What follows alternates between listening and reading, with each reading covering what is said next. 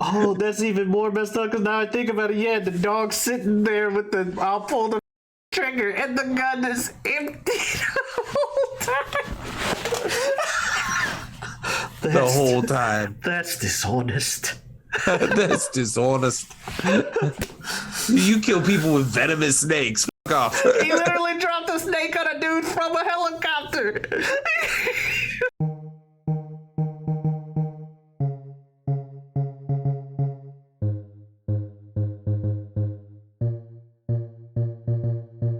Hey guys, you know who it is, what's going on, when it's happening, where it's at, and why we're here today. How you doing? It is I, the sublimely magnificent Big Ugly himself, Omae Ellis, Feo Grande on YouTube, back with some more of this movie talk. You know how it goes. The dialogue continues as it always does, and as it always is. I am not alone. I am joined, as always, might as well keep saying it, by one of my best friends in the world, El Director himself, Bill Smith. Hey, Omari. Welcome. Thank you. I don't know what welcome is. I'm coming into your house, theoretically. But you're also in my house. Yeah. That's how Zoom works. That's okay. For you, it's welcome. For me, it's as always, apparently, this video. But yes, this guy hasn't seen, where, of course, we talk back and forth about one thing one guy has seen and the other hasn't. And this week, we have another classic from the 80s, at least as far as I'm concerned, with the definition of classic I've put forth in this show. Old? I think that means he's gonna like it. Cult classic, at the very least. Cult classic. It has a reputation, and it's even influenced a lot of things, as I'll get into as we go on. But Matt, you can go ahead and tell them. I mean, they clicked. You almost called me Matt? Video. No, I almost said the name of the movie. We are watching today the 1981 movie The Road Warrior, also known as Mad Max 2 or Mad Max 2: The Road Warrior. Yes. I knew it as The Road Warrior. Originally, it was released as Mad Max 2. Now on streaming platforms, you can find it as Mad Max 2: The Road Warrior. In a post-apocalyptic Australian wasteland, a cynical drifter agrees to help a small, gasoline-rich community escape a horde of bandits. It's directed by George Miller. It's also co-written by George Miller with a couple of screenwriting partners. Obviously stars Mel Gibson, Bruce Spence, and Michael Preston. So this movie I chose this week, not because it's one of my favorite movies of all time, not because it necessarily had a huge impact moment on my childhood. I thought it would be an interesting thing to show someone who has only seen Mad Max Fury Road, the modern Oscar-nominated film from George Miller. I thought it would be interesting to see the Mad Max series before then. But for you somebody said who George never Miller has. directed this one too? Yes. That explains some similarities I've noticed. Yes. Yeah. He is the creator of the Mad Max universe. Everything Mad Max has been directed by him. Okay. The new spin-off movie Furiosa will be also directed by him. Oh. Cool. And it's a prequel story of Charlize Theron's character. Not played by Charlize Theron anymore because it's that much of a prequel. Okay. Cool. But I thought it would be interesting to pull someone who's only seen Fury Road back into 1981 to see essentially the same movie, but in 1981, but like made in 1981. And then I also thought that this movie would have a ton of fodder for conversation on this for this talk here. So that's kind of why I chose it. And I initially saw it through, I believe this was one of those that I described last week. No, 2 weeks ago. I may have talked about my dad's VHS collection, which was just rows and rows and rows of a bookshelf cabinet, maybe multiple bookshelves. And then there was also like one of those cabinets that you had to push in because it was a magnetic like push lock thing. Yes. And then it kind of sprung open, and there was VHSs on the wall of the door and VHSs inside of it and shit.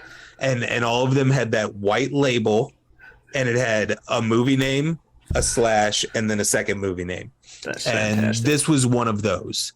And throughout my childhood, no matter what the movie was, if I hadn't put it in yet, eventually I put it in. And this is one that I probably watched a couple of times in my childhood and enjoyed. Yeah.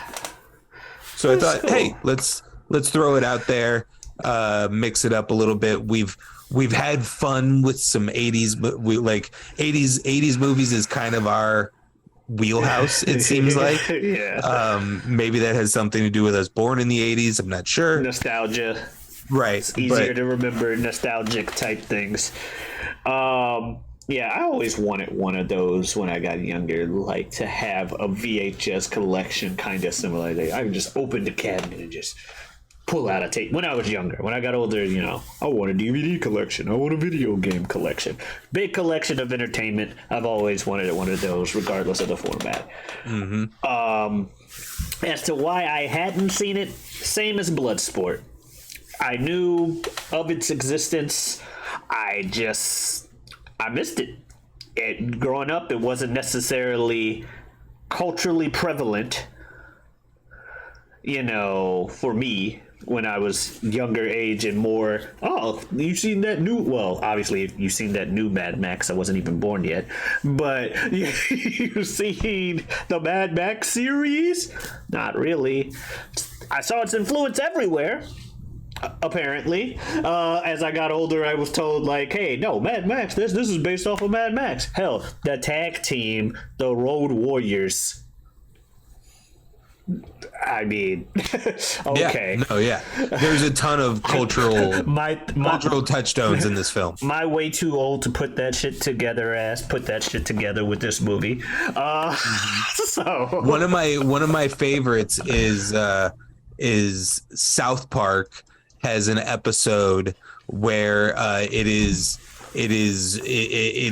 separating the boys versus the girls, and they're at almost a primitive level of war. And or maybe it's not a boys versus girls episode. I don't know. It's a big like half the kids and half the kids war. Yeah. And Butters plays the dude in the mask and has a full "just walk away, just walk away" speech. It's hilarious. And we gotta find that episode now that you know that reference. Yeah.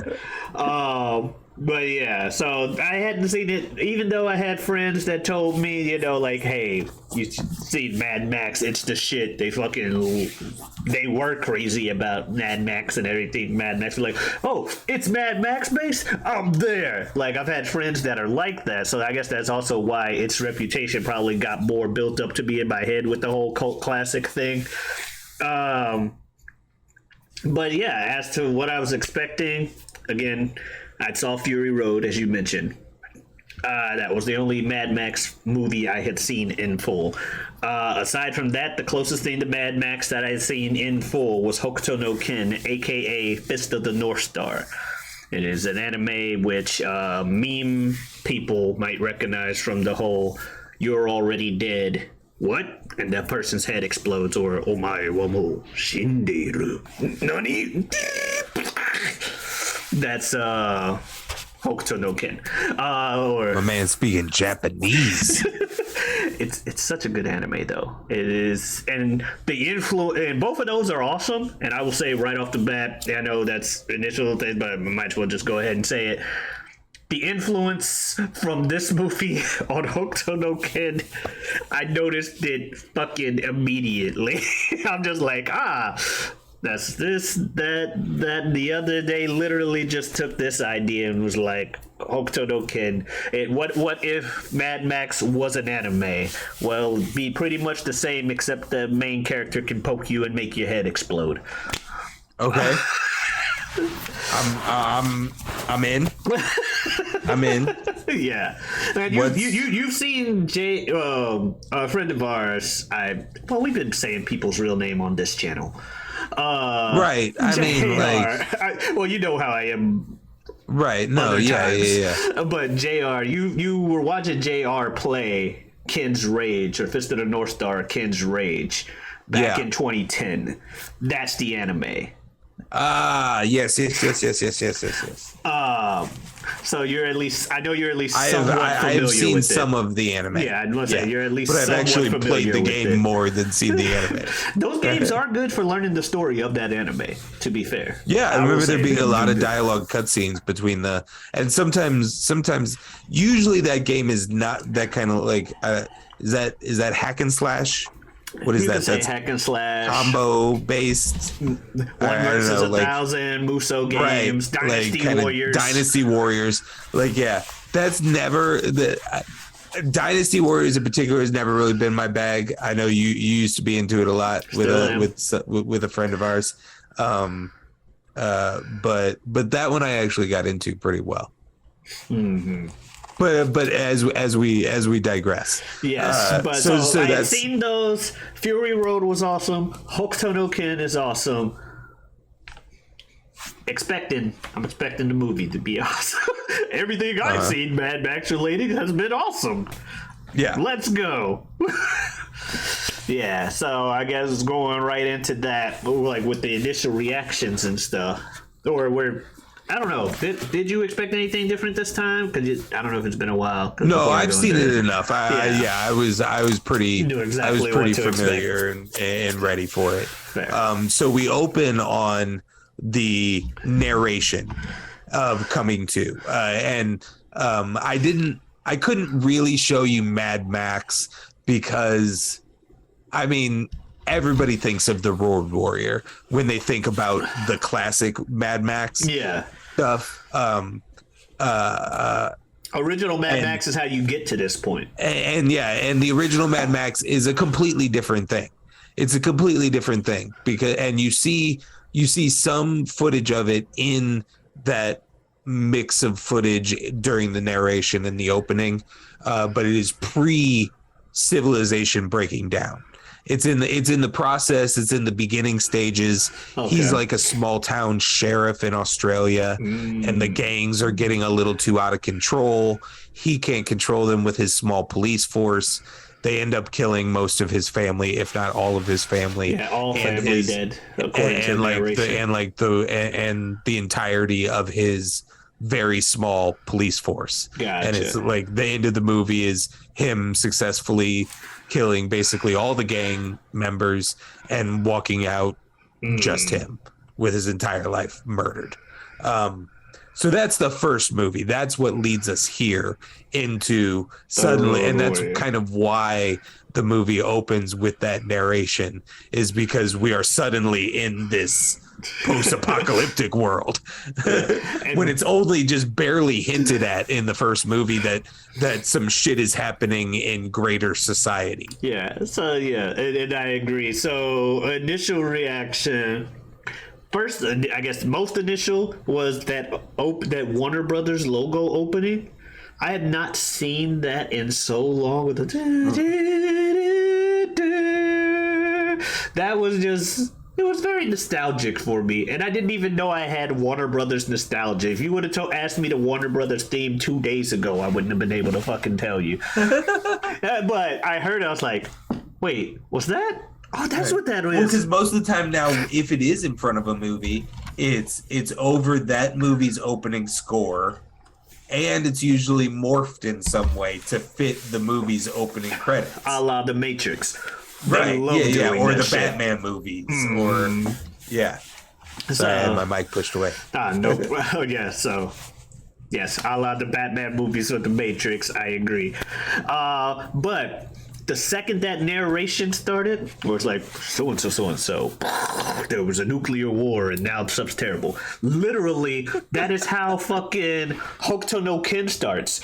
It goes 1990X explosion, and the narrator talks about how nuclear war destroyed stuff, and now the world's a wasteland, and then so and so starts. Wow. And then the theme song kicks in. So I was like, so immediately you were like, what? I'm like, so, and since I knew Hokuto no Ken was Mad Max based, I was like, okay, oh my goodness, this is literally, okay, yes, right apparent. They just, I heard it was loosely based off of Mad Max, and you can still say loosely, but damn, y'all just straight up took the opening, like nuclear war ruined shit, and now the world sucks. World is straight up stolen. Yeah, gasoline being important, Kenshiro don't really drive. But, anime, so. But gasoline is still important in that universe. People still dress similarly with the fucking shoulder pads and shit. Which, seeing the shoulder pads and watching the movie The Road Warrior, that's what they were based off of. Yeah. But yeah, so those were the main things. I thought they were spiky football guys. I didn't know why they were wearing the football pants. I just thought it looked cool. It does. Yeah. It does. The opening was weird. The whole movie was kind of weird, which I guess we'll get into as we go on. But it just had the dude who got shot in the arm, and he's just pulls back up just to scream about his arm being shot and then drive off. I thought he was about to go into a fight. That dude is so weird. That dude is so weird. And yeah, it's George Miller is weird. He's weird. I mean, you've seen Fury Road. Mm-hmm. There is some weird shit in there. There's weird character choices that is like, yeah, and like the skin being so fucked up of that main villain in Fury Road. Yeah. And then we have a similar, we don't have to have a close up of that dude's like weird flaky diseased bald head. That doesn't do anything for us, but yeah, he wants to show us it. Yeah, he did a lot of that in Fury Road too. Are you familiar with the grand scope of George Miller's career? It may be one of the most interesting careers ever in Hollywood. I'm going to say no, considering I didn't even know that was the name of the guy who was behind the Mad Max, all of the films. Right. So his career highlights: creating and directing the Mad Max series, which involves Mad Max 2 Road Warrior, which you have now seen, Mad Max 3 Thunderdome, co-starring Tina Turner, which you have not seen, but is definitely worth a watch. It won't be an episode of this show since we've now done the Road Warrior, but it's more of is another classic. It's no. That one's more of a ridiculous hate watch kind of thing, laugh at how bad the movie is, kind of thing. Because it's just kind of at times it's just super cheesy in 80s. It's not the Road Warrior. Gotcha. And then he comes back later with Mad Max Fury Road. Yes. In between those movies, in the 90s and early 2000s, he also has on his credits Babe, Pig in the City, and Happy Feet. That is the career of George Miller. All right, so I would not have, if you told me Happy Feet guy was the Mad Max guy, I would not have been able to put that together. Same thing with Babe. Now you told me Babe and Mad Max, I wouldn't have told you. You tell me Happy Feet and Babe are the same person, I'm like, all right. Cool. Yeah, that kind of makes sense.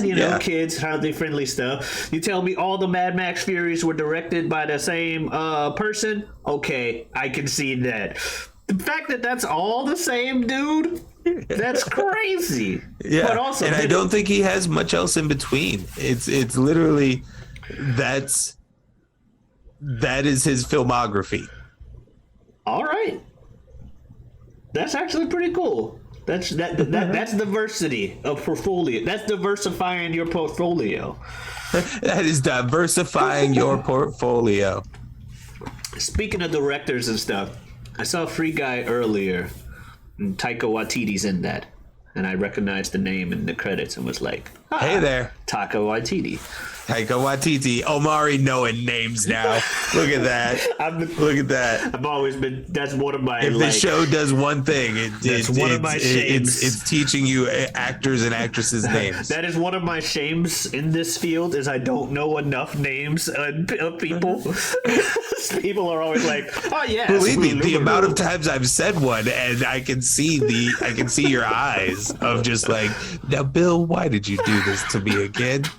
You said a name and then you made a pause like I'm supposed to talk other than who is that? You're gonna make me say who is that? Fine. I've seen that in your eyes. I'm gonna get you, sucker. You had me second guessing myself because I was like, Bernie Casey, that's Slade. And then I mentioned Fly Guy, and you immediately go into praising Bernie Casey. And I was like, oh, is Bernie Casey not Slade? That was Fly Guy? And then you finally said Slade, and I think I was like, yes, Slade. Yes, yes, I liked him too.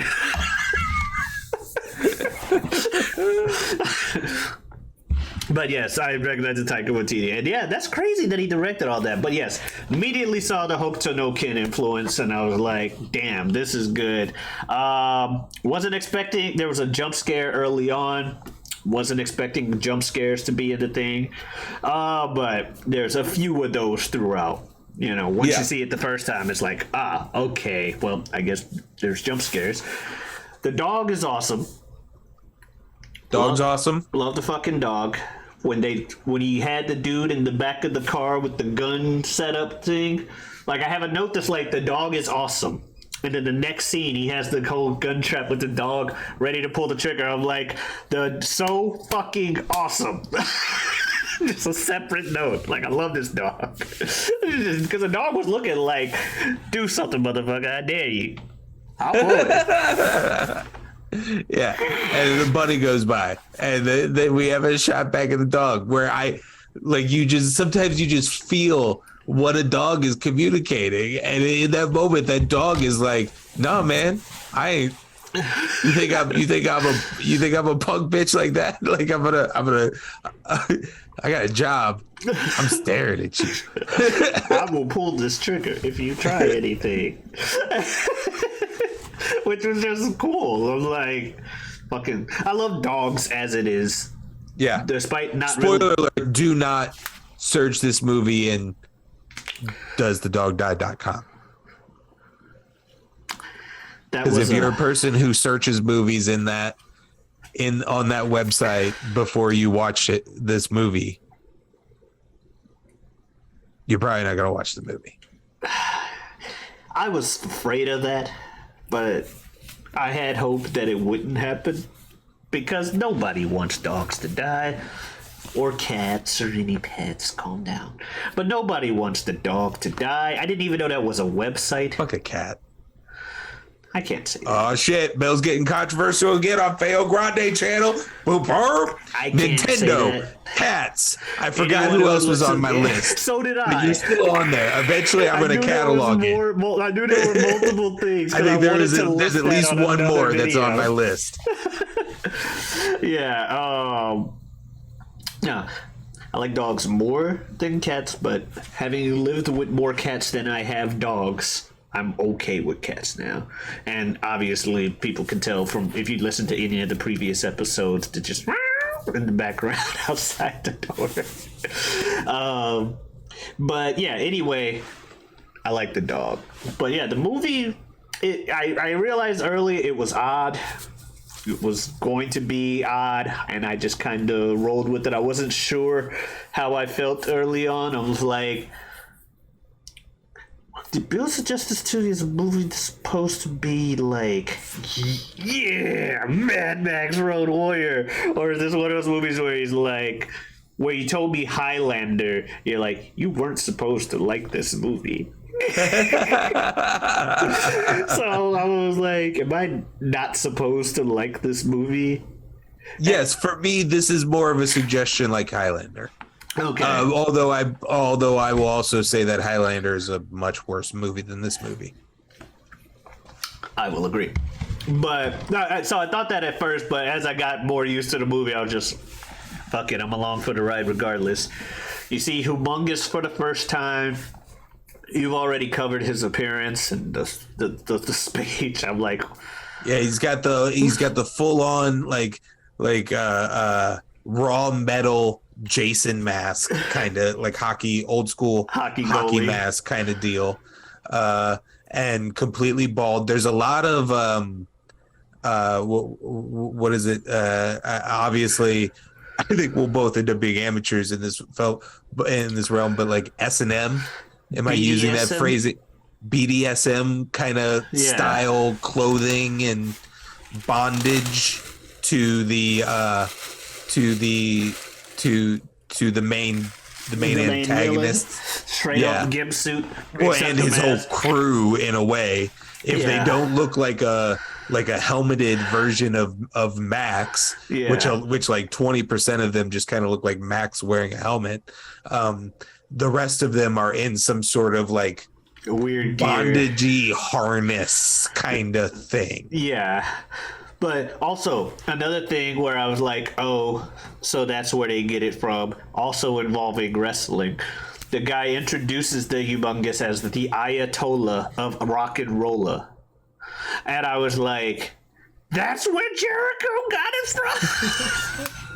I didn't even know what a fucking Ayatollah was until I was an adult, let alone the fact that that quote came from Mad Max. I was just like, oh, like I'd heard the term Ayatollah outside of Jericho and Mad Max between, now and back in the day, but I didn't know that specific thing. I mean, that whole thing is basically like a wrestler's introduction. Like that dude is the manager. He is the mouth of the South. He is. Everyone, prepare my client Brock Lesnar. Pretty much, but no, I like the movie. Had a charm to it that I was like, all right, the oddness became more of a charm as I kept going, and just as you see more stuff about the plot, took me a minute to figure out where exactly they were going, because it just kind of seemed like Max was just doing stuff. He's just, I want some gasoline. Oh, hey, there's a helicopter. Oh, you want the gasoline, eh? I was also wondering if Mel Gibson was using his actual. Is he Australian? Is he one of the many Australian actors that's known for doing American accents better than the reverse?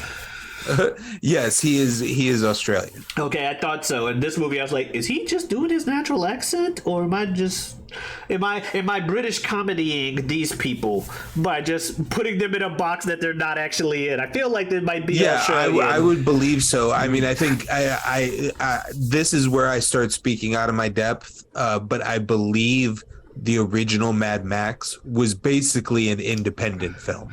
Gotcha. Of George Miller, his buddies, and some dudes he could cast in a 100-mile radius. And Mel Gibson just happened to be one of those dudes.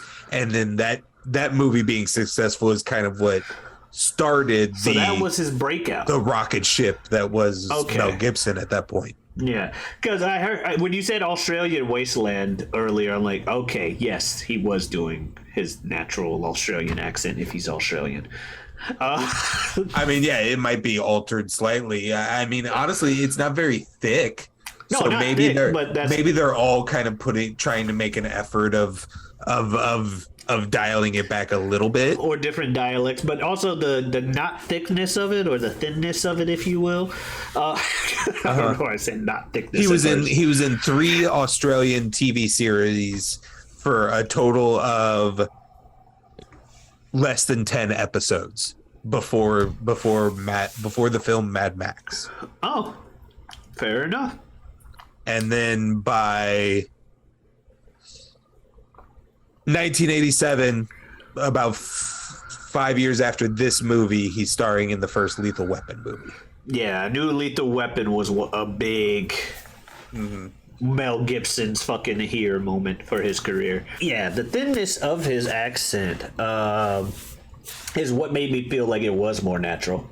You know, Yeah. because it's not like someone going out of their way to be like, "Oi, I'm Australia, mate." Shrimp on the barbie. Yeah, I shrimp can't on the do barbie. Australian. I don't do accents. Come to Outback Steakhouse. But no, it wasn't like that. The helicopter dude was. He was extra thick with the accent. But Mel Gibson's was what made me think it was, oh, is this his natural voice? It might be. That's why I was saying it like that. But yeah, go ahead and skip into like, because we've been talking initial reactions. I mean, we can start standout moments and stuff. But Right, yeah. right. I mean, like, I guess I had a new new noticing this time around, which maybe I've noticed in the past but just Ooh. didn't recall, was Max isn't necessarily a good dude. No.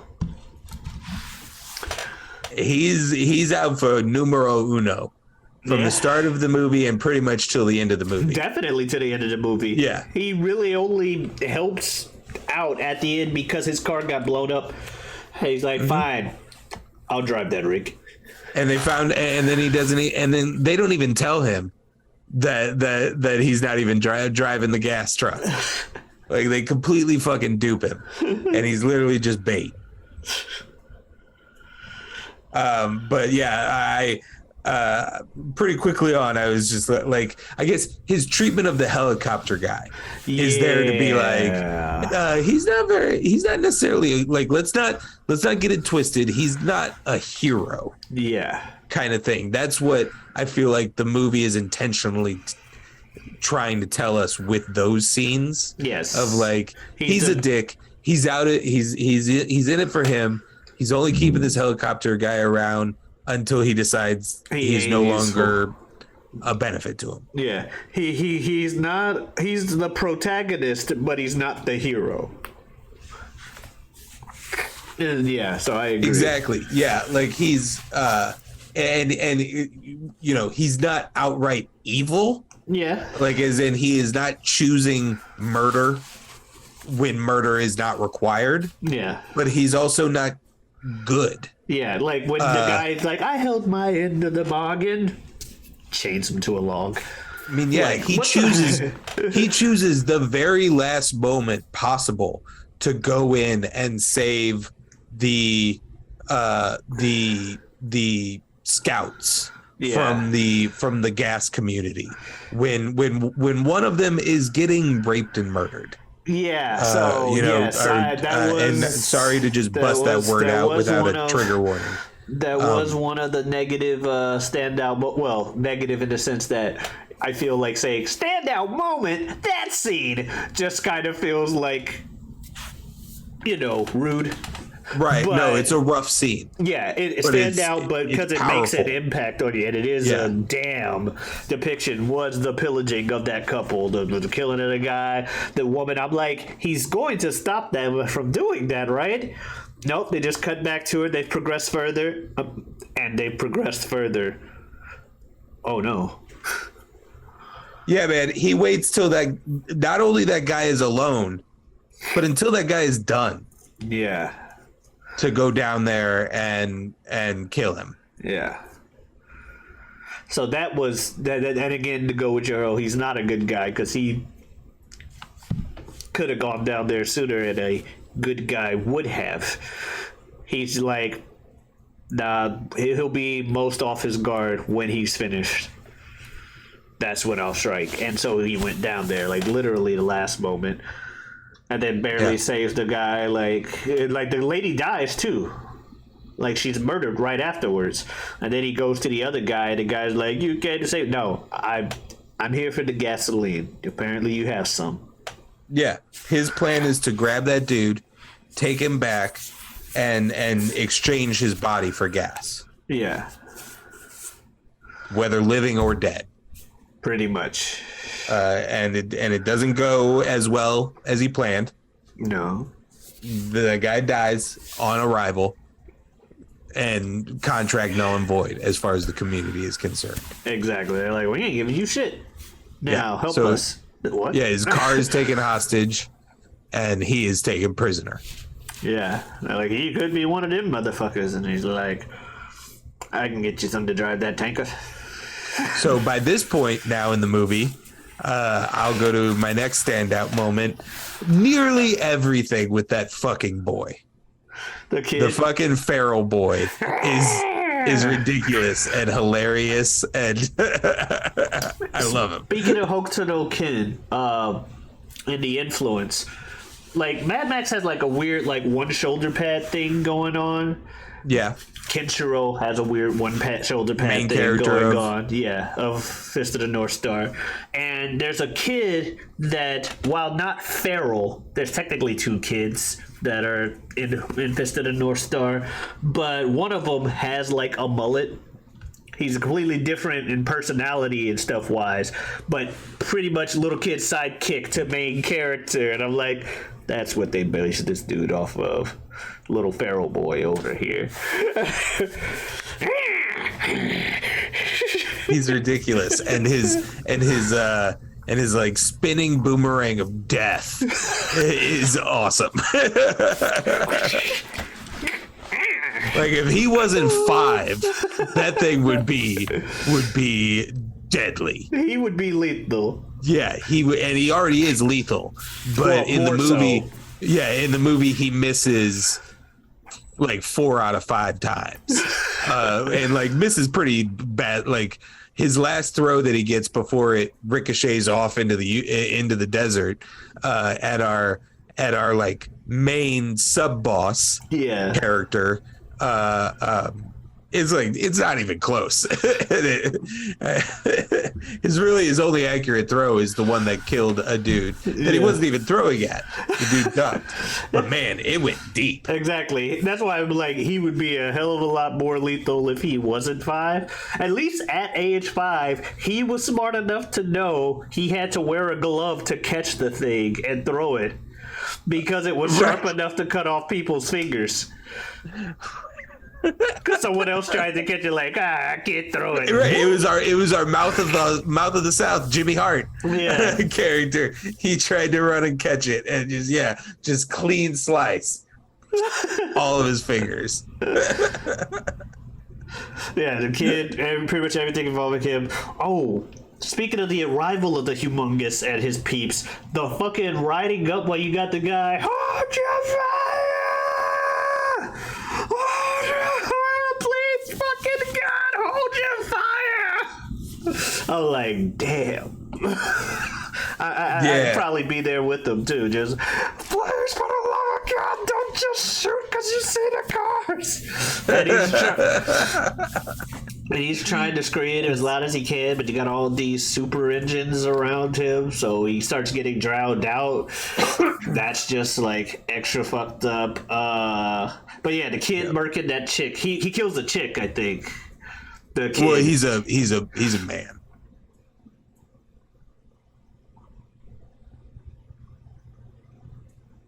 The chick that's with the motorcycle dude? That's not a chick. Oh. That's a skinny boy. Oh. It's a skinny man. Fair enough. It's a boy-looking man, but it's a skinny boy. Fair enough. He's got his nips out. And That probably and should have been they the made first sign. titties. They're just That probably should have been the first sign. yeah. Big like if I want to picture like big Roman nose, maybe even a strong Adam's apple on him. All those classic feminine traits.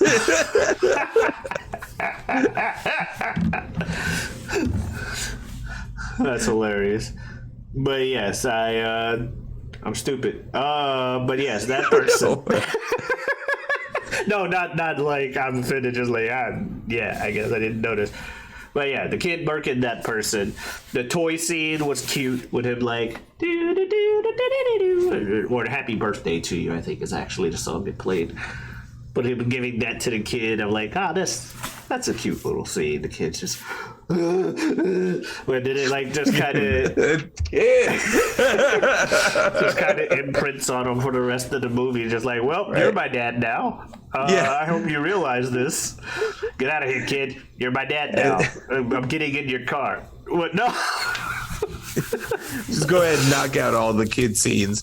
The next one I remember is that the helicopter dude telling him not to touch his helicopter, and it's like,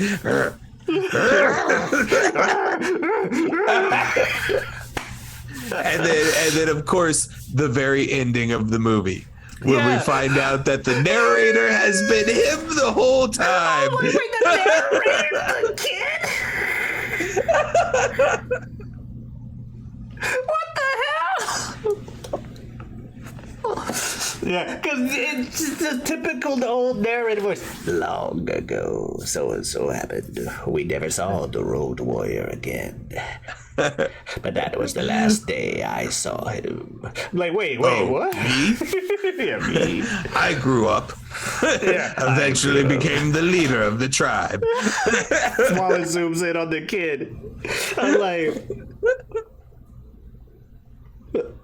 all right. I would not have guessed that in a million years. I'm just like, I think the only other question I had about the kid's origin is where the hell are these kids' parents and why is he just Did no one teach this kid how to talk in the whole fucking village? I think what we're supposed to assume is that he was just a feral desert kid that the gasoline community like took on probably pretty recently. Gotcha. And they're just like, hey, that's that. What are we gonna say? No, he'll throw that boomerang and accidentally kill somebody. No, right. But then there's a whole origin story of where did he get the boomerang? Oh my fucking god! He's in Australia. And he's throwing a boomerang around. Right. Okay. Yeah. It's Australia. But like, I'm sure most boomerangs aren't bladed. No. And he can't do that. Well, that's why it's a post-apocalyptic boomerang. But who made it? I don't know. Maybe his dad. And he saw his dad. It might be his dad's glove too. It's a pretty giant ass glove. Let's just make a backstory for the kid. Dad had it, died. He at least seen that you throw it and catch it. He never got taught the way to do it by his dad, but damn it, he knows. Or to speak. Yeah, he's like, no, make the bad things go away. Throw this. Catch it. Dig underground and burrow beneath the city. Yeah.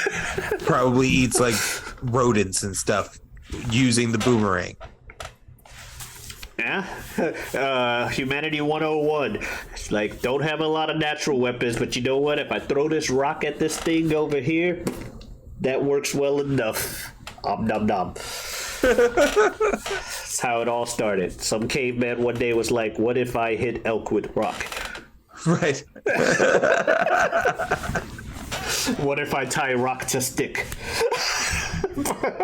Like... Yeah. No. Yeah. For sure. So that's the kid. Yeah. And then beyond that, I mean, it's kind of there's like two more big action sequences, and that's the movie. It's there's a ton of stuff in those action sequences. Like the final one obviously is quite long, where it's the most like Fury Road. Yeah, where and you see like there's a crazy amount of real car stunts, real stunt players. Like this is before the age of CGI and shit. This is probably a lot of non-union actors getting paid very little money and 100% putting their lives on the line.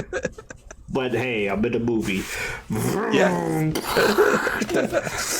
I like the compound explosion, just when they blew up their like whole, because I don't think I was expecting that. Mm-hmm. They're just like, let's just leave, and then it's like. What pisses me off about the final action sequence is they have such a good defensive setup going on. True.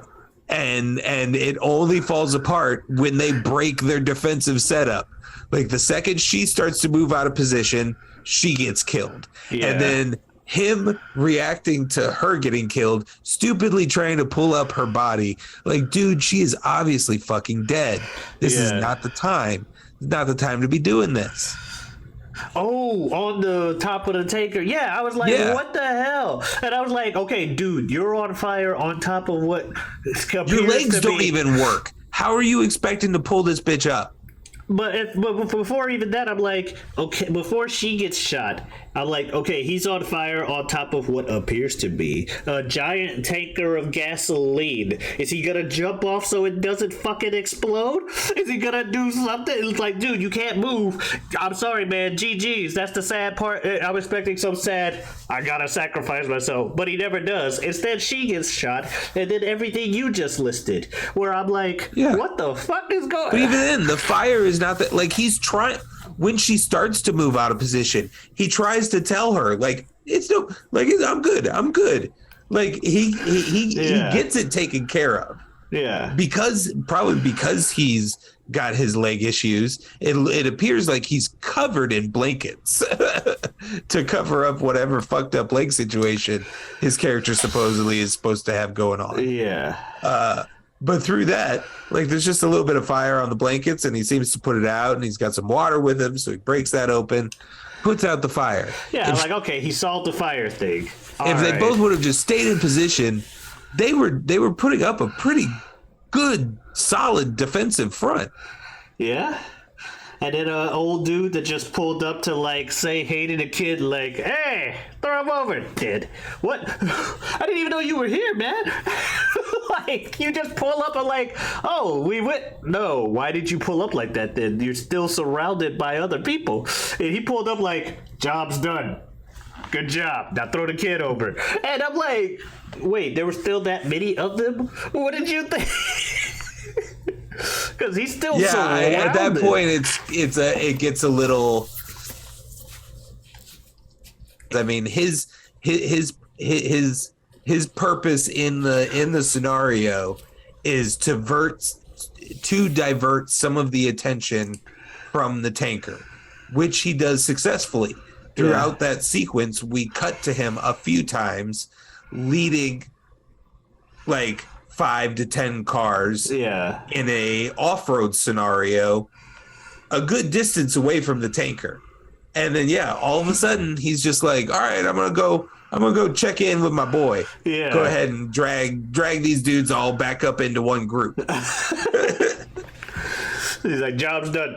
Which I guess he was saying, like, hey, you've been enough of the distraction. We when you think about it, like, we drove the actual oil enough the opposite direction. So good shit, we could probably wrap it up. And they, like you said, brought like 8 people back with them. So. Right. Yeah. Like at that point, like, I mean, I don't know what the scenario is other than just assuming they all die. Yeah. Because there's group leaders on top of that tanker. So I'm curious. Honestly, there's a part of me that's curious if the leader even knows that the tanker is faked. He might, because he's that whole scenario is kind of a suicide mission. Which if I'm thinking about the way they talked about being the guy to drive the tanker. And they were like, with you driving at first they didn't give a damn about Max, which I know I had a note of when the hell did he tell him his name, because they just started using Max like crazy. I'm like, this man has not said like more than 5 words, and none of them have been Max. How do you know his name? But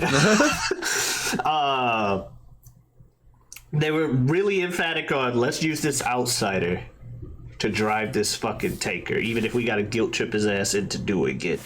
Also, when he had gotten shot, he's like, well, yeah, I'm definitely the one driving the tanker now because I was shot. So he probably did see it as a suicide mission. He's like, oh, no, I've already been shot. Who knows with this post-apocalyptic medical care. Yeah, I don't know.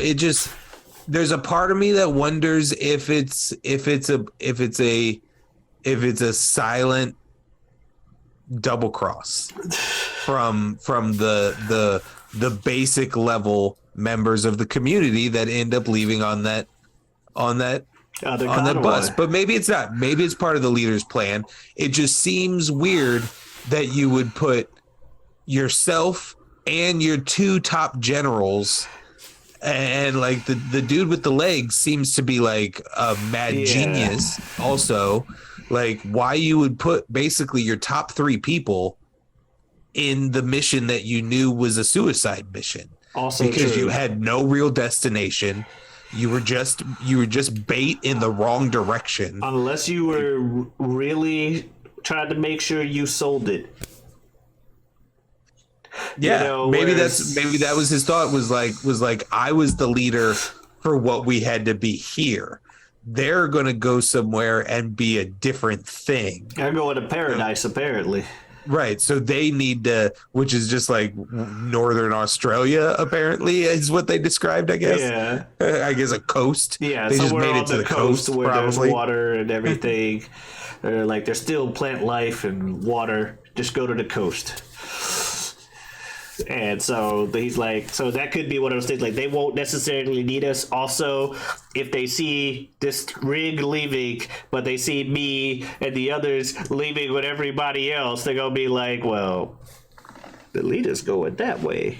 Right. Let's get this dude. But if he's out here helping protect it and they know that, you know, those are the three people in charge, they're going to think more like, oh, they serious about protecting this damn tanker. We gotta get that tanker. Yep. Yeah. So it could have been a self-sacrifice as a way of kind of going down with the ship, as well as making sure that they take the bait. One of those, what's the most realistic bait out there? Me. Which happens a lot in fiction where someone's like, they're not going to believe it otherwise. Send me. True. And there's a lot of conversations these people have in these movies that the director's like, nah, you don't need that. Just know it happened. Yeah. I mean, Which is fine. the leader who we're talking about right now, his big dramatic, you know, crowd stirring, get the people behind him monologue speech to the group is completely interrupted and we cut away from it. And we watch Mel Gibson have that musical box moment with the feral kid, as we can barely hear him still doing his like, and then we will do this and we will survive and blah, blah, blah, blah, blah. Like, the director was like, whatever. Y'all get the point. Yeah, they know. Y'all get the point. Let me establish the kid relationship real quick. All right, so he throws the musical box to him. Yeah. So if it's a rule that, if it's not a rule that you have to have an Australian accent, all right, and there's a rule where apparently we can add black people to Australia. I guess there's no black people in Australia. apparently. I don't know that. We had a conversation recently about products of their time, and yeah, just another one of those. I mean, yeah, this is still early in his career. This is Australia. Yeah, I wouldn't be surprised if this is just like, if this is George Miller and the people he knows and the people George Miller knows happens to be 100% white. yeah, but yeah. So what role would I play? Right. So if we're sliding those two things away, because spoilers, just like we talked about in I'm Gonna Get You Sucker, a lot of the movies that we try our best to try and avoid it, but a lot of the movies I end up suggesting tend to be filled with white people. And a few of the ones I have suggested tend to be the opposite. Right. But yes. So Max I is see you as the cool. helicopter pilot. Max is a cool character because I've also mentioned I like lead roles. However, the helicopter pilot would be fun. Just that. The kind of helicopter deal. pilot That's is probably the most. Yeah, that's the For most me. fun. Yeah. And then probably the two lead villains are the second and third most fun. Yeah. Like you're gonna leave the workday being like, goddamn, I'm fucking funny, or like, Exactly. man, that was some crazy shit I got to do. And with Max, you just kind of like, yeah, I got to stare and I got grunt. to look cool, but that was about it. I had about my See 8 something, lines. go slowly pick up something, analyze that thing, and then put it away. That's probably a sequence he does 24 times in this movie. Oh yeah, that's something I liked though with the gun, where the bullet was actually a dud. Yeah. Where he's like, first he's threatening dude with an empty gun, and then he finally gets a bullet. He's like, what if that's a dud? You want to find out? No. And then he tries to shoot it, and sure enough, dud. He's just like, Just explodes in the barrel. Yep. I'm like, damn, poor helicopter dude. He had so many chances to leave. I mean, that bullet was destined to fail. The one that he found with it literally crumbled in his hand. Oh, that's even more messed up, because now I think about it. Yeah, the dog's sitting there with the, I'll pull the fucking trigger, and the gun is empty the whole time. The whole time. That's dishonest. That's dishonest. You kill people with venomous snakes. Fuck off. He literally dropped a snake on a dude from a helicopter. I'm like, what's he gonna do for the helicopter? You gonna drop bombs on him? Nah, he's gonna drop a snake on a dude. Nah, man, my thing is snakes. Yeah, helicopter dude would probably be like my shit with that one. Yeah, I think I feel like that's your shit. That's your shit. Yeah. I could be. I would love to be the gasoline leader, the gasoline community's tech guy, or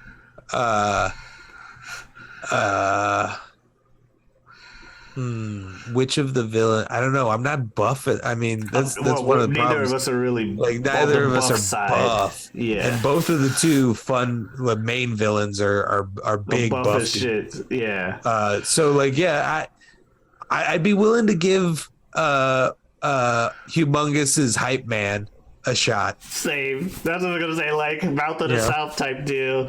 That's always fun. But yeah, that's. I can get you a role as the lead general's boy toy that you thought was a lady. Nah. So yeah, final thoughts. I like the movie. I'm not sure if it's actually like a good movie per se, kind of like the Highlander or whatever. I did like it more than Highlander, but not quite as much as Bloodsport. I think I liked Bloodsport more. Yeah, if we're ranking the 80s movies that the 80s action that we've done, yeah, I would agree with that ranking.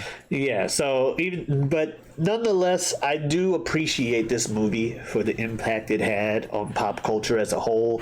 I've seen the influence everywhere, and given the fact that the movie came out in 1981, it definitely was fresh on the scene. Like, oh my goodness, hell, Hokuto no Ken came out in 1984, I believe.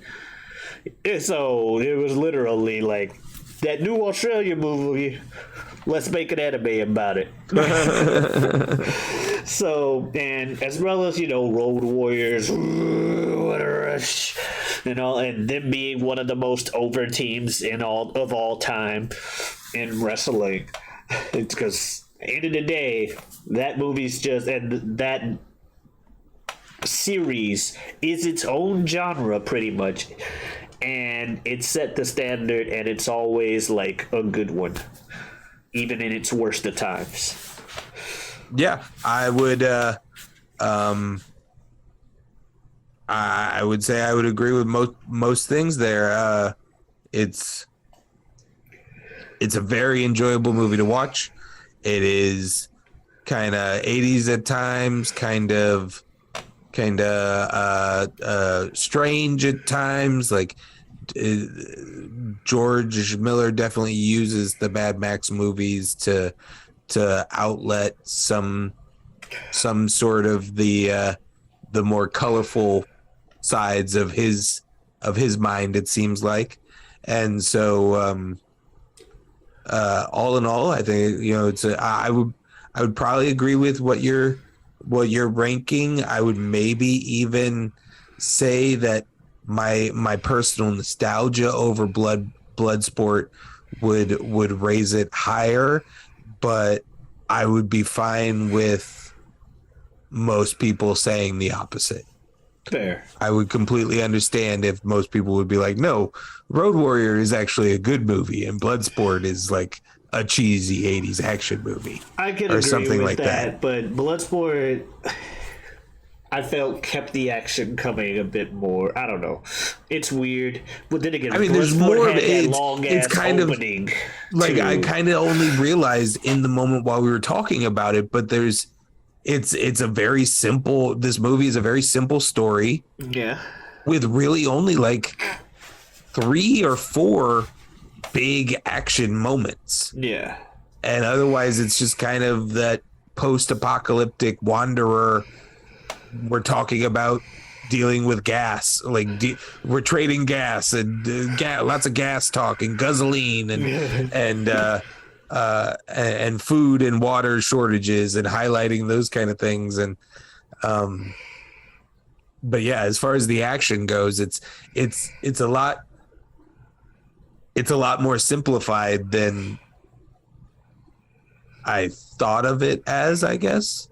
Yeah, or that maybe I you was think of even it as expecting, until you start breaking it down of like, well, there's really just kind of like, there's even the action sequences that are action sequences, like the scout sequence that we talked about that ends horribly for the men and women that left.